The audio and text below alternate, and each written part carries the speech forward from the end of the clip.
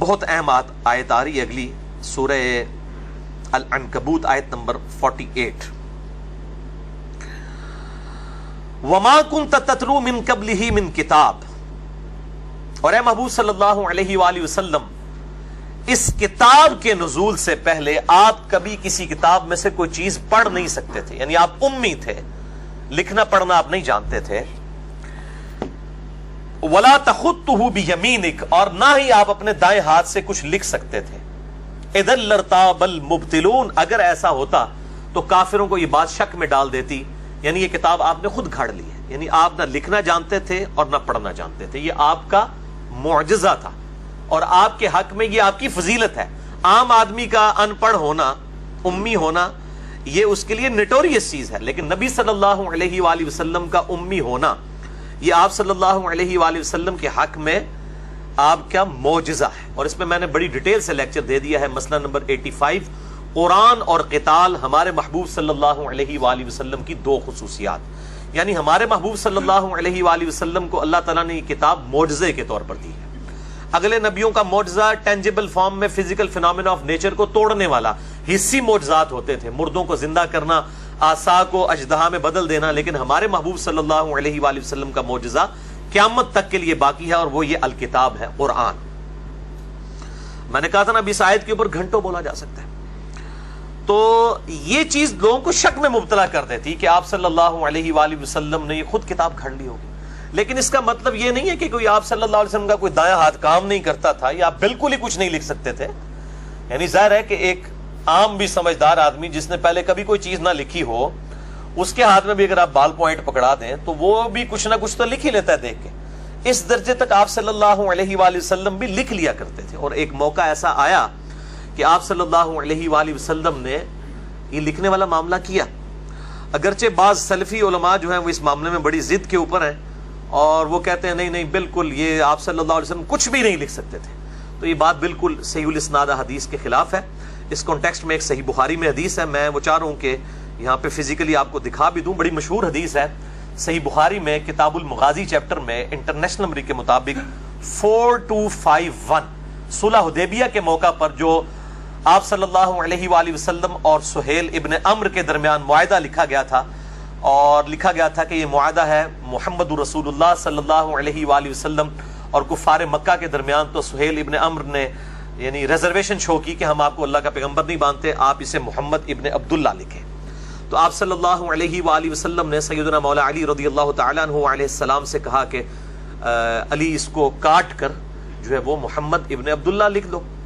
یہ نہ بھی مانے تب بھی اللہ تو جانتا ہے کہ میں اللہ کا رسول ہوں، یعنی میری رسالت میں کوئی فرق نہیں آئے گا، یعنی آپ صلی اللہ علیہ وآلہ وسلم سلوشن اینڈ پہ آئے۔ تو سیدنا علی نے بھی اپنی حمیت کا اظہار کیا، ان کا یا رسول اللہ میں تو کبھی بھی اللہ کی قسم آپ کا نام نہیں مٹاؤں گا۔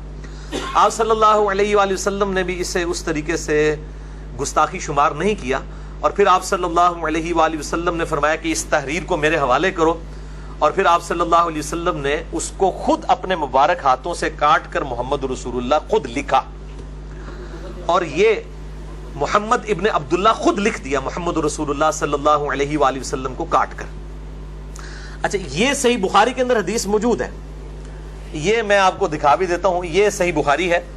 دارالاسلام پبلیکیشن جو دنیا میں چند بڑے اداروں میں سے ہے اہل حدیث مکتبہ فکر کا، کیونکہ سب سے زیادہ مسئلہ انہی کو ہوگا اس لیے میں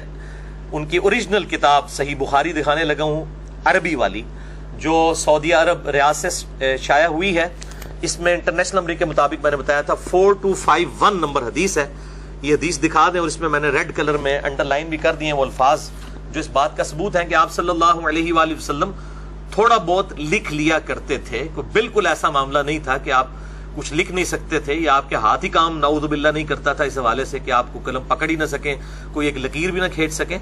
قرآن کا مقصد یہ نہیں ہے بتانا، بلکہ قرآن کا مقصد اصل میں یہ بات بتانا تھا کہ آپ صلی اللہ علیہ وآلہ وسلم نے کسی فلسفی کی کوئی شاگردگی اختیار نہیں کی، اس کے باوجود آپ صلی اللہ علیہ وآلہ وسلم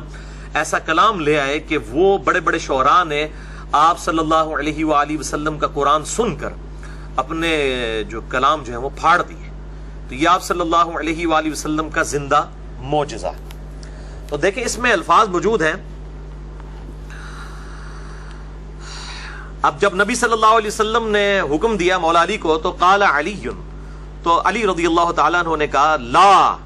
یا رسول اللہ نہیں، واللہ لا امحوک ابدا، میں کبھی بھی آپ کا نام محمد رسول اللہ نہیں مٹاؤں گا۔ تو اس کے آگے الفاظ ہے فاخذ رسول اللہ صلی اللہ علیہ وآلہ وسلم، تو آپ صلی اللہ علیہ وآلہ وسلم نے خود وہ تحریر پکڑ لی اپنے ہاتھ میں، الکتاب، وہ کتاب جو لکھی ہوئی تحریر تھی، وَلَيْسَ يُحْسِنُ يَكْتُبُ، اور آپ صلی اللہ علیہ وآلہ وسلم خوبصورتی کے ساتھ لکھ نہیں سکتے تھے، یعنی آپ کی کوئی ہینڈ رائٹنگ بہت خوبصورت نہیں تھی، اس لیے کہ ظاہر ہے جب انسان نے کبھی ہینڈ رائٹنگ کی نہ ہو پوری زندگی کے اندر، کبھی نوبت نہ آئی ہو اور پہلی دفعہ کسی کو قلم دیا جائے، تو ظاہر ہے کہ اب یہ الفاظ ہیں حدیث کے، وہ راوی کہہ رہے ہیں کہ آپ صلی اللہ علیہ وسلم کی ہینڈ رائٹنگ کوئی خوبصورت نہیں تھی، کیونکہ آپ لکھتے نہیں تھے، یہ آپ کی روٹین میں چیز نہیں تھی۔ فَكَتَبَ، پس آپ نے لکھا، هَذَا مَا قَضَى مُحَمَّدُ بْنُ عَبْدِ اللَّهِ، یہ ہے معاہدہ جو طے پایا ہے محمد ابن عبداللہ اور کفار مکہ کے درمیان۔ اب اس میں واضح الفاظ ہیں فَكَتَبَ، پس آپ صلی اللہ علیہ وآلہ وسلم نے خود لکھا، تو اس بات کا ثبوت ہے کہ آپ صلی اللہ علیہ وآلہ وسلم یعنی بالکل ایسا معاملہ نہیں تھا کہ آپ کا کوئی نعوذ باللہ کوئی دایاں ہاتھ اس حوالے سے کام نہیں کرتا تھا کہ آپ بالکل کوئی چیز لکھ نہ سکیں، بلکہ آپ صلی اللہ علیہ وآلہ وسلم تھوڑا بہت اس حوالے سے جب ضرورت پڑی تو آپ لکھ لیا کرتے تھے۔ اب یہ جب مطلب حدیثیں، اب اتنی واضح حدیث ہے صحیح بخاری میں 4251 نمبر، لیکن اب اگر دل بے ایمان تو اجتا ٹھہر، اگر کسی نے کوئی بات نہیں ماننی تو کہتے ہیں نہیں، اس میں جو الفاظ ہے نا کہ آپ نے پکڑا اور آپ نے لکھ دیا، مراد اس سے ہے کہ آپ نے پکڑا اور کسی سے لکھوا دیا۔ اب اس چیز کا تو کوئی حل نہیں ہے نا، یعنی بات کچھ اور ہو، آپ نے بات نہ ماننی ہو۔ وہ میں آج تفسیر بھی پڑھ رہا تھا ان کی، جو عبدالسلام صاحب ہیں بن محمد، جماعت الدعوہ والوں کی تفسیر، تو انہوں نے بھی پوری کوشش کی ہے، پورا زور لگانے کی کوشش کی ہے، انہوں نے بھی، باقی لوگوں نے بھی، کہ کسی طریقے سے اس حدیث کی تعریف کر دی جائے اور اپنا لقمہ کتاب و سنت کے منہ میں ڈال دیا جائے۔ تو میں نے انصاف سمجھا کہ میں اس موقع کے اوپر اس حوالے سے گفتگو کروں۔ تو یہ آپ صلی اللہ علیہ وآلہ وسلم کا زندہ معجزہ قرآن حکیم، کیونکہ آپ کی نبوت قیامت تک کے لیے ہے، معجزہ بھی قیامت تک کے لیے ہے۔ تو مسئلہ نمبر 85 ہے میرا ریکارڈڈ، قرآن اور قتال، ہمارے محبوب صلی اللہ علیہ وآلہ وسلم کی دو خصوصیات، اور دوسرا لیکچر ہے مسئلہ نمبر 115، وہ ہے قرآن حکیم کی حفاظت کا معجزہ اور سنی شیعہ کے اختلاف کی حقیقت۔ یہ جو پبلک میں مشہور ہے کہ شاید کوئی سنیوں کا قرآن الگ ہے اور شیعہ کا الگ ہے، نعوذ باللہ، اس پورے جھوٹ اور فریب کا میں نے کچا چٹھا جو ہے اس کے اندر کھولا ہے، مسئلہ نمبر 115 نمبر۔ تو یہاں پر وہ ٹروتھ بھی ریویل ہو جائے گا کہ آپ صلی اللہ علیہ وآلہ وسلم کو کوئی حصی معجزہ دعوی نبوت کے لیے نہیں دیا گیا، اس کے علاوہ تو آپ کے بہت معجزات ہیں، میں نے 4 لیکچر دے دیے معجزات کے اوپر۔ مسئلہ number 131A B C D، معجزات، کرامات، استدراج، اس کے اوپر 6.5-7 گھنٹے کی گفتگو میں نے کی ہے 4 نشستوں میں۔ اس میں مسئلہ نمبر جو 131C تھا، اس میں نبی صلی اللہ علیہ وآلہ وسلم کے میں نے صحیح بخاری اور صحیح مسلم سے 17 معجزات بتائے تھے، حصی معجزات، لیکن وہ دعوی نبوت والے نہیں ہیں۔ دعوی نبوت والا معجزہ صرف القرآن ہے، کیونکہ آپ کی نبوت قیامت تک کے لیے تھی۔ آج ویٹیکن سٹی میں بیٹھے ہوئے پوپ کے ہاتھ میں بھی موسیٰ علیہ السلام کا عصا دے دینا تو وہ اس کو اژدہا نہیں بنا سکتا، اور نہ کوئی یروشلم میں بیٹھا ہوا جو ہے وہ کوئی یہودی عالم جو ہے وہ اس کو عصا کو دوبارہ سے اژدہا بنا سکتا ہے۔ لیکن یہ قرآن نبی صلی اللہ علیہ وآلہ وسلم کے مبارک زمانے میں بھی معجزہ، آج بھی معجزہ، اور قیامت تک کے لیے معجزہ۔ ہر دور کے ٹیسٹ پہ یہ پورا اترتا ہے۔ اس وقت شاعری اپنے عروج پہ تھی، کوئی شاعر اس کلام کا مقابلہ نہیں کر سکا، اور آج سائنس اپنے عروج پہ ہے، ایک بھی قرآن کی آیت ایسی نہیں ہے ان ایمبیگوس، کوئی اس میں سے مطلب یعنی نکلنے والا معاملہ ہو، ایسا معاملہ نہ ہو کہ وہ ایمبیگوس ہو، ان ایمبیگوس ہونی چاہیے بات، کہ اسٹیبلش سائنس کے خلاف کوئی قرآن حکیم کی آیت ہو۔ اسٹیبلش سائنس، ہائپوتھیسز اور تھیوریز کی بات نہیں میں کر رہا۔ تو یہاں پہ وہ اب ٹروتھ بھی ریویل ہو جائے گا کہ آپ صلی اللہ علیہ وآلہ وسلم کو کوئی معجزہ نہیں دیا گیا دعوی نبوت کے لیے سوائے قرآن کے۔ بل ہوا آیات بینات فی صدور الذین اوتوا العلم، بلکہ وہ روشن آیات ہیں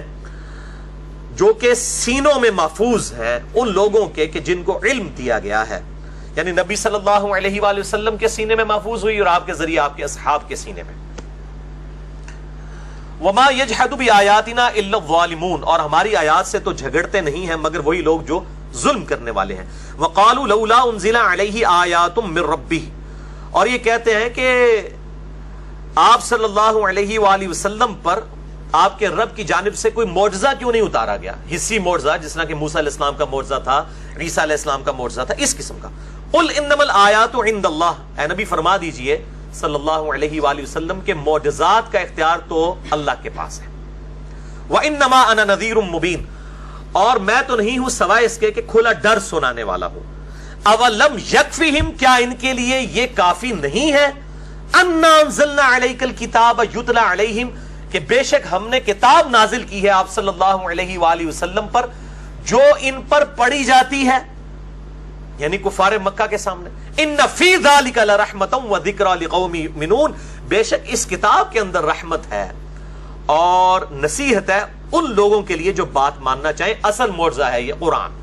یہ وہ آیت ہے کہ اصل معجزہ آپ صلی اللہ علیہ وآلہ وسلم کا قرآن ہے. کیونکہ قرآن حکیم میں یہ ٹاپک کئی جگہ ہے کہ نبی کو معجزہ کیوں نہیں دیا گیا، نبی کو معجزہ کیوں نہیں دیا گیا. حتیٰ کہ سورہ بنی اسرائیل میں وہ 9 معجزات کا ذکر بھی ہے جو کافر